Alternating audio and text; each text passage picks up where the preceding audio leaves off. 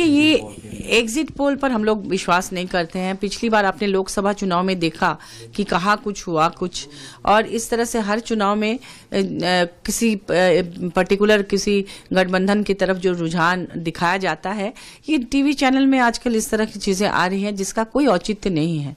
वो जनता चुपचाप अपना वोट करती है, और ये सब आंकड़ों से हम बिल्कुल इत्तेफाक नहीं रखते हैं। क्या लगता है झारखंड की जनता ने बहुमत बिल्कुल हमारे जो इंडिया गठबंधन को दिया है। जेएमएम और कांग्रेस, राजद और वाम दलों की सरकार बनने वाली है, क्योंकि आपने देखा जो ये बम्पर वोटिंग हुई है और जिस तरह से इसमें महिलाओं ने बढ़ चढ़कर हिस्सा लिया है, उससे ये साबित होता है कि यहाँ सरकार बन रही है। और खास तौर पर शहरी इलाकों में विशेष रूप से अभी जो 38 सीटों पर चुनाव हुआ इस दूसरे चरण में, उसमें आपने देखा कि बोकारो और धनबाद में कितना कम वोटिंग हुआ।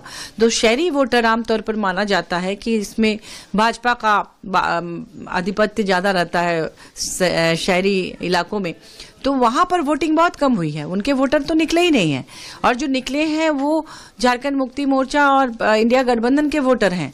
और ये बिल्कुल एक बरगलाने जैसा ये जो भी आपका एग्जिट पोल है, क्योंकि देखिए तमाम जितने नेशनल चैनल्स हैं या दूसरे चैनल्स हैं, उसमें आप देखेंगे कि उनका रुझान किसी पर्टिकुलर पार्टी की तरफ रहता है जो केंद्र में सत्ता पे रहती है, और लगातार उसमें भ्रामक चीजें आजकल आने लगी हैं। पहले की तरह मीडिया को बहुत ज्यादा उस तरह का निष्पक्ष और तटस्थ बहुत कम आप देखेंगे।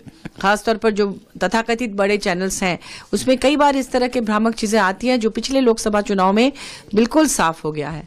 इसलिए इस पर हमें बिल्कुल भरोसा नहीं है, और हम लोग जानते हैं और पूरा विश्वास है कि झारखंड में फिर से जेएमएम और कांग्रेस और राजद और वामपंथी दलों का इंडिया गठबंधन की सरकार आएगी।